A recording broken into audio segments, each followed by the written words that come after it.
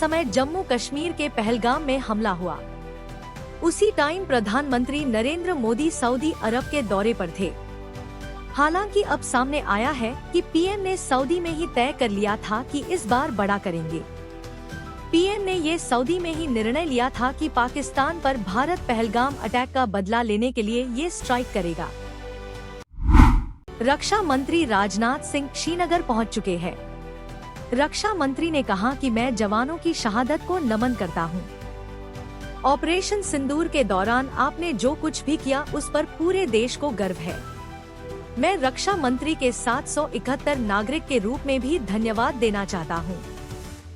जम्मू कश्मीर की जनता ने इस समय एकजुटता दिखाई, वो अपने आप में काफी अहम है। यूपी की कैबिनेट बैठक में मुख्यमंत्री योगी आदित्यनाथ की अध्यक्षता में कुल 10 अहम प्रस्तावों को मंजूरी दी गई है।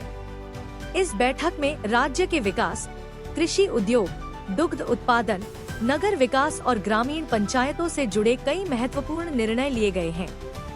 खास बात ये रही कि कश्मीर के पहलगाम में हुए आतंकी हमले के जवाब में भारतीय सेना की कार्रवाई ऑपरेशन सिंदूर की सफलता पर कैबिनेट द्वारा अभिनंदन प्रस्ताव भी पारित किया गया।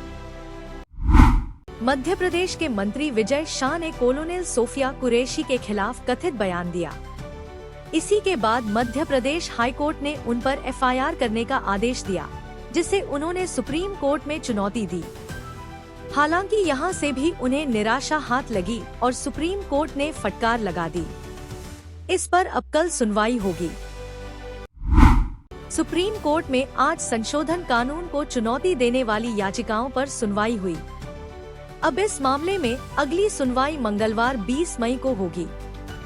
आपको बता दें कि अदालत ने कहा है कि अगली सुनवाई के दौरान हिंदू पक्ष की तरफ से वक्फ कानून 1995 की वैधता को चुनौती देने वाली किसी भी याचिका पर विचार नहीं किया जाएगा। पहलगाम में आतंकी हमले के बाद से ही जम्मू कश्मीर में हालात लगातार नाजुक बने हुए हैं। मुख्यमंत्री उमर अब्दुल्ला ने एक बार फिर पाकिस्तान पर निशाना साधते हुए कहा कि जानबूझकर आम कश्मीरियों पर हमले किए गए। बारामूला के उरी के सलामाबाद में पाकिस्तान की गोलीबारी से प्रभावित इलाकों का दौरा करने के बाद सीएम उमर अब्दुल्ला ने कहा कि उरी, तंगधार, राजौरी और पुंछ में भी यही स्थिति है। रायबरेली भाजपा अल्पसंख्यक मोर्चा के कासिम नकवी ने सीएम योगी को पत्र लिखकर सहारनपुर के औरंगजेबपुर गांव का नाम बदलने की मांग की है। वे चाहते हैं कि गांव का नाम किसी आक्रांता के बजाय वीर अब्दुल हमीद या अशफाक उल्लाह खान जैसे क्रांतिकारी के नाम पर रखा जाए।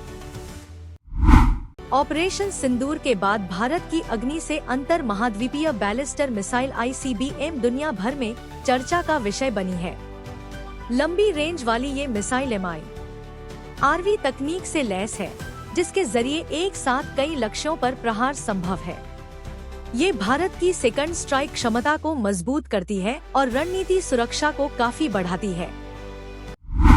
पहलगाम आतंकी हमले के बाद भारत की ओर से चलाए गए ऑपरेशन सिंदूर और फिर पाकिस्तान के हमले के जवाब में की गई सफल कार्रवाई के बाद एक और जहां बीजेपी देश भर में तिरंगा यात्रा निकाल रही है, तो कांग्रेस भी अब सशस्त्र बलों के सम्मान में बड़े स्तर पर कार्यक्रम करने जा रही है।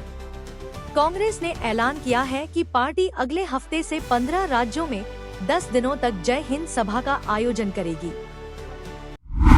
भारत और अमेरिका के बीच टैरिफ को लेकर व्यापार वार्ता चल रही है और इस बीच अमेरिकी राष्ट्रपति डोनाल्ड ट्रंप ने एप्पल के CEO टिम कुक से भारत में एप्पल प्रोडक्ट्स बनाने से मना कर दिया है। ट्रंप ने कहा है कि मैं नहीं चाहता कि अब इंडिया में एप्पल के प्रोडक्ट्स बनाओ, वो खुद अपना देख लेंगे।